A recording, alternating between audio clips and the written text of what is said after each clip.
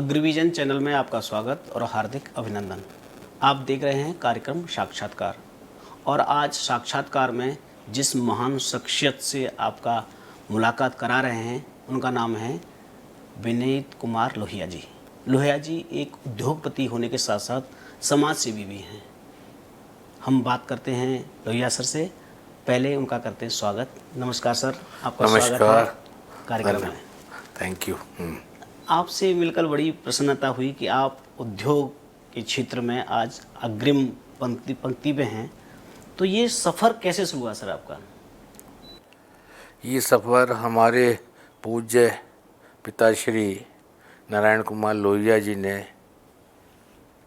हरिद्वार से मुरादाबाद आकर एक उद्योग चलाया, क्योंकि उनकी सोच थी कि उद्योग से ही ज़्यादा लोगों को रोज़गार दिया जा सकता है, उद्योग से ही देश जो है वो आत्मनिर्भर होता है। तो क्योंकि उनका राष्ट्र के प्रति यही था कि जब जितने ज़्यादा उद्योग लगते हैं उतना ही देश जो है वो रोज़गार पूरक भी होता है और उतना ही आत्मनिर्भर भी बनता है। तो इस सोच के साथ उन्होंने हरिद्वार से आकर मुरादाबाद में फैक्ट्री लगाई और चूँकि हमारे को वही संस्कार मिले तो इसीलिए हमारे अंदर भी वो ही संस्कार आए कि उद्योग के द्वारा उसको बढ़ाने में किस तरह उसको बढ़ाया जाए और किस तरह हम ज़्यादा से ज़्यादा लोगों को रोज़गार दे सकें।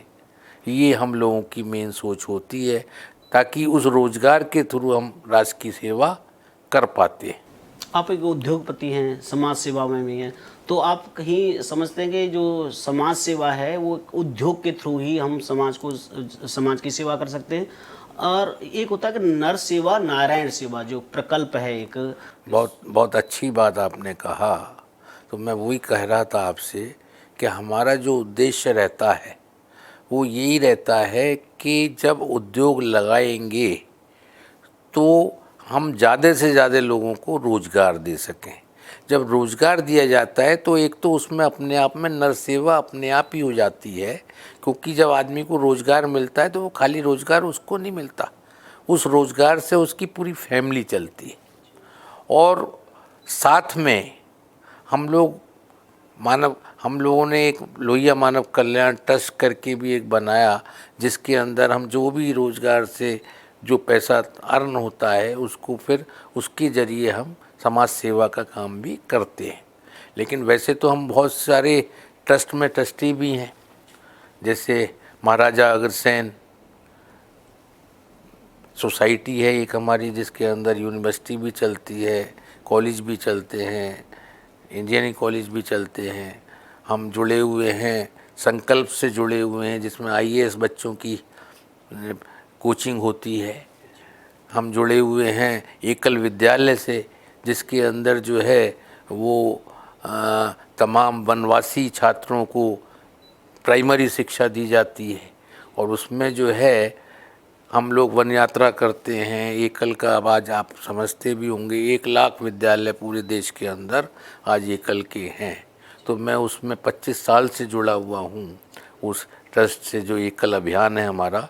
तो हमारा नीति है कि जब देश के अंदर अगर हमारी शिक्षा अच्छी होगी, लेकिन वो शिक्षा संस्कारित होनी चाहिए, उसमें हमारे जो अपने सनातन की छाप होनी चाहिए, क्योंकि सनातन धर्म हमको जो भी उसने हमको सिखाया उसका हमको प्रचार प्रसार करना चाहिए, ताकि हम एक संस्कारित शिक्षा हमको मिल सके।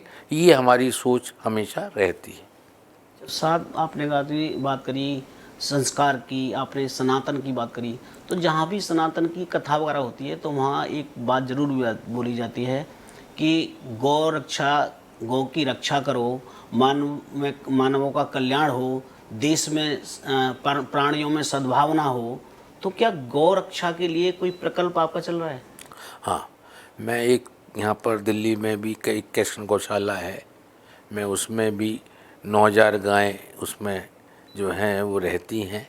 हम ज़्यादातर गाँव की सेवा दूध की वजह से नहीं करते, बल्कि जो जो ओल्ड एजेस गाय हो जाती हैं, जो दूध नहीं दे पाती, उससे हमारी सेवा उन लोगों को रहती है। उसमें हमने अपने पिताश्री के नाम से 2 शेड वगैरह भी बनवा के किए हुए हैं। बहुत अच्छी गौशाला है और वो भी एक ट्रस्ट है, तो मैं उससे भी जुड़ा हुआ हूँ। एक पथमेड़ा में हिंदुस्तान की सबसे बड़ी गौशाला है, जहाँ 1.5 लाख गाय रहती हैं, बैल रहते हैं 20,000, मैं उससे भी जुड़ा हुआ हूँ। तो क्या है, गाय हमारी जो है, हमारे पूर्वजों ने, भगवान श्री कृष्ण हमेशा गाय को चरा करते थे। उनका क्या, गाय के अंदर पूरे देवी देवता, जो हमारे यहाँ कहा जाता है 33 करोड़ देवी देवता, सब उसके अंदर विद्यमान है। लेकिन हम लोग अभी तक भी उस चीज़ को पहचान नहीं पा रहे हैं। अभी भी हमारी गाय, बड़ा दुख होता है हमको कि जब हम देखते हैं कि गाय जो है वो प्लास्टिक खा रही हैं, सड़कों पे चल के तमाम गंदगी फैली हुई है। हालांकि हमारे माननीय प्रधानमंत्री मोदी जी ने स्वच्छ भारत की परिकल्पना की है, काफ़ी उसका असर भी पड़ा है, लेकिन आज भी बहुत कुछ करना बाकी है। तो वो अगर हमारे सब लोग, राष्ट्र के सब लोग, और जो इसमें लगे हुए हैं जो सरकारी लोग भी, वो भी पूरी तरह अगर ध्यान दें तो इस समस्या का निपटारा भी हो सकता है। एक तरफ हम गाय को अपनी माता मानते हैं और एक तरफ गाय जो है हमारी कचरा खाती हैं, तो हमें इसको पर भी ध्यान देना होगा। जितना दे पाते हैं हम अपनी तरफ से दे पाते हैं, लेकिन मैं तो सबसे आग्रह करूंगा कि जो लोग भी ये राष्ट्र के जितने भी लोग हैं, उनको इस बात पर ध्यान देना चाहिए। और ख़ास तौर से उन लोगों को तो जो सरकार में बैठे हुए लोग हैं, उनको तो ज़्यादा ध्यान देना चाहिए कि इस तरह की ये स्वच्छता रहे सड़कों के ऊपर। आज दिल्ली में तमाम ये कचरे जगह जगह पड़े रहते हैं, तो ये कमियां दूर होनी चाहिए। ये सरकार इसको बहुत तेज़ी से दूर कर सकती है। ठीक है, सामाजिक लोगों का भी दायित्व बनता है, हम लोग जो होते हैं वो कर पा रहे हैं, लेकिन तब भी प्रॉब्लम्स हैं।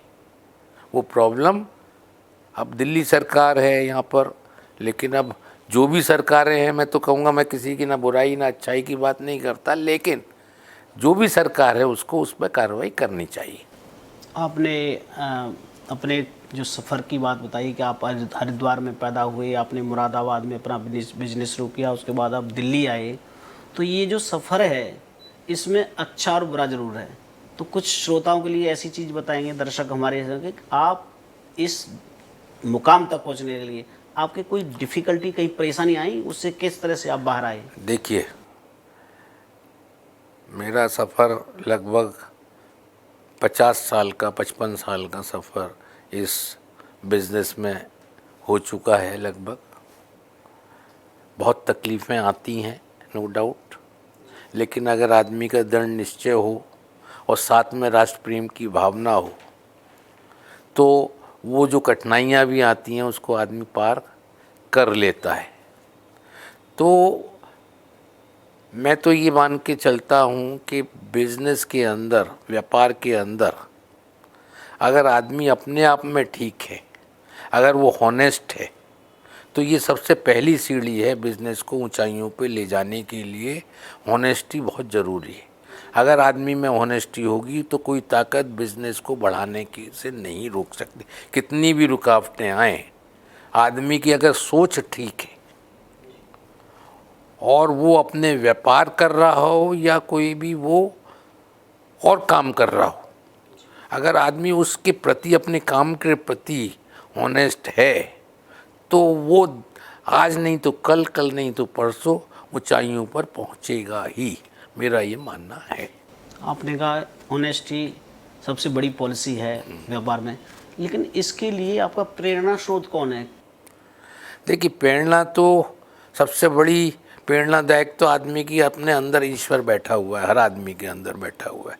वो सब अच्छाई और बुराई का ज्ञान खुद ही देता है, लेकिन हम उस अच्छाई पे चलने के लिए अगर दृढ़ निश्चयी हैं तो एक दिन सफलता जरूर मिलती है। दृढ़ निश्चय आदमी को जरूर होना चाहिए कि जो लक्ष्य उसका हो उसको उसे पाना है, लेकिन हॉनेस्टी के साथ अगर वो पाने के लिए कोशिश करेगा तो ज़रूर वहाँ तक पहुँचेगा। जो भी आपने कहा कि एक गुरु के बिना ज्ञान नहीं हो सकता, तो आपका ऐसा कोई गुरु तो होगा जिसको आप मानते होगे, उसको स्मरण करके आप किसी काम में आगे बढ़ते होगे? अब ये मेरे अपनी पर्सनल बात है। मुझको गुरु एक्चुअल में हमारे बाबूजी कहा करते थे। वैसे तो मेरे असली गुरु मेरे पिताश्री ही हैं, क्योंकि वो वैसे कहा करते थे, क्योंकि उनके गुरु जो अब बताते थे कोई, वो उनके गुरु थे भगवान शंकर ही उनके गुरु थे, उनका भी कोई गुरु और कोई नहीं था। तो वो यही कहते थे मेरे गुरु, मेरे ईश्वर, मेरे जो भी आराध्य हैं वो मेरे भगवान शंकर हैं। तो उन्हीं की वो पूजा रात दिन, मतलब उठते बैठते कभी भी वो उन्हीं की पूजा किया करते थे। तो बाई चांस की बात है कि इस तरह से गुरु, चूँकि वास्तव में गुरु बाबूजी कहा भी करते थे, पानी पियो छान के और गुरु बनाओ जान के। मतलब जब तक आप गुरु को पूरी तरह जान ना लें तब तक आपको गुरु नहीं बनाना चाहिए। बल्कि वो तो कभी कभी ऐसी बात भी कहते थे कि, लेकिन ठीक है वो अपनी अलग बात है। तो एक्चुअल में गुरु हमने भी लाइफ में तो नहीं बना पाए। हाँ, मेरा गुरु हर वो आदमी है जो अच्छी बातें करता है। मैंने अपने जीवन में एक लक्ष्य रखा था कि जो भी लोग आपको मिलते हैं, आपका ड्राइवर भी, आप उससे भी कुछ ना कुछ सीख सकते हैं, क्योंकि हर आदमी के अंदर कुछ ना कोई अच्छाइयाँ भरी हुई हैं। ऐसे ही हर आदमी के अंदर कोई ना कोई बुराइयाँ भरी हुई हैं।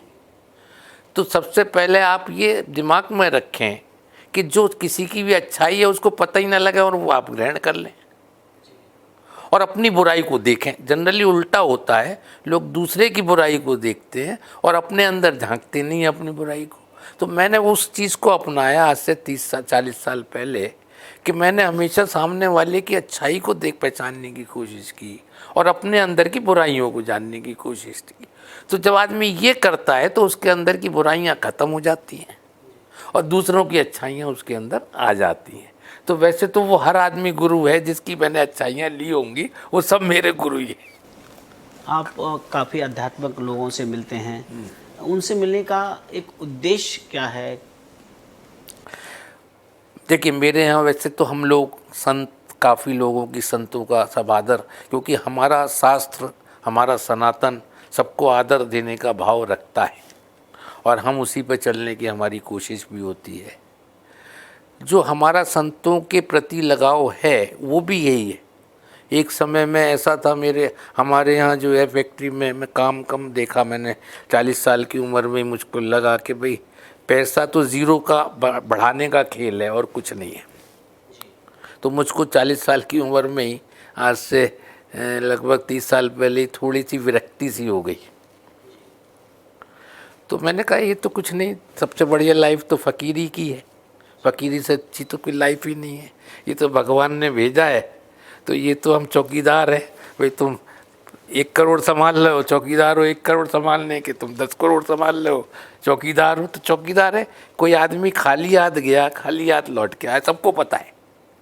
लेकिन तब भी आदमी पैसों में नहीं, पैसे कमाना अच्छी चीज़ है, ताकि लोगों को ऐसा नहीं है कि उसके बिना वो एक ताकत है, शक्ति है। लेकिन गलत तरीके से कमाना वो गलत है, किसी की बेईमानी करना वो गलत है। एक अच्छे तरीके से कर्म करना, मेहनत करना अच्छी बात है, क्योंकि वो आपका कर्म है।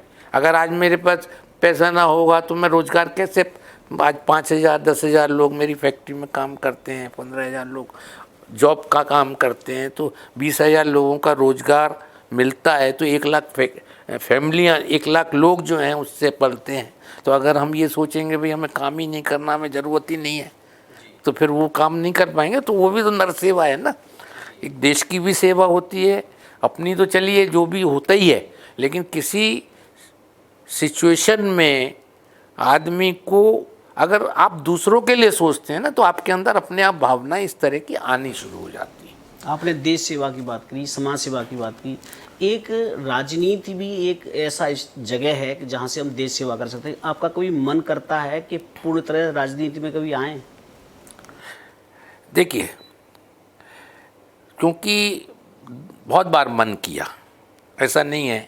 जब विरक्ति हुई 30 साल पहले, तो मन हुआ कि भाई जब कुछ तुम्हें लगाओ नहीं, सब कुछ मैंने अपने, अगर मैं अपनी लाइफ की बात करूं तो बहुत लंबी हिस्ट्री है कि मैं ये सोचा करता था कि भाई मुझको ईश्वर की प्राप्ति करनी है।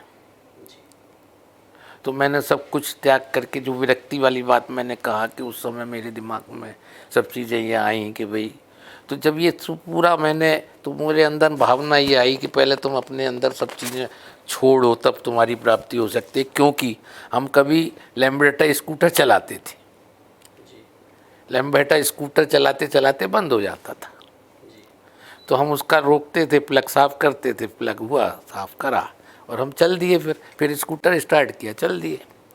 तो जब भगवान से मिलने का मन हुआ कि हमको भगवान से मिलना है, ईश्वर से मिलना है, तो सबसे पहले ये आया कि भाई तुम मिल जब पाओगे। हमने ये नहीं देखा मिलते नहीं है, हमने दृढ़ निश्चय किया मिलना है। तो उस निश्चय में ये बात आई कि भाई कैसे मिला जाए। तो सबसे पहले ये बात आई कि अपने अंदर के काम, क्रोध, मोह, लोभ और अहंकार को ख़त्म करो, क्योंकि ये इस आत्मा के आगे बैठा हुआ है और यही नहीं मिलने देता। क्योंकि जैसे स्कूटर में कार्बन आ जाता है, तो ये कार्बन रूपी हमारे अंदर ही है, तो ये अपने आप ही प्रेरणा आई अंदर से और हमने उसको साफ करने की कोशिश की और काफ़ी हद तक 90% 95% साफ कर भी दिया। लेकिन कर तो दिया, ईश्वर की प्राप्ति भी एक समय में हो गई, आनंद की प्राप्ति। उसी विरक्ति में ये महसूस हुआ, तुम ये काम अपने लिए कर रहे हो, क्यों ना ये देश के लिए, जब तुम्हें अब मोह किसी चीज़ का नहीं रहा, तो क्यों ना देश के लिए, जो बात आपने अभी राजनीति की पूछी, तो मैंने अपनी थोड़ी सी हिस्ट्री हल्की सी छोटे उसमें बताने की कोशिश की आपको।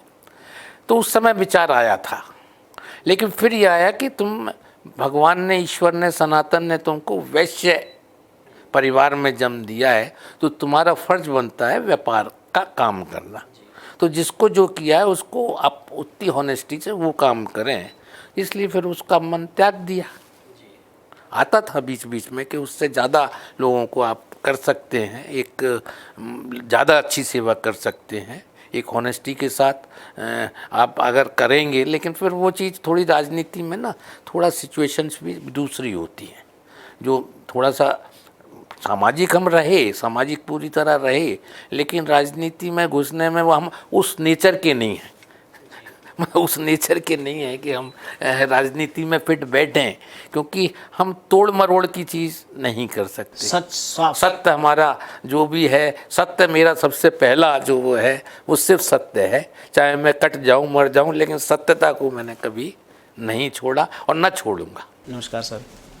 सच ही एक ऐसी कुंजी है जो सच्चाई से आपको ईश्वर तक पहुंचा सकती है।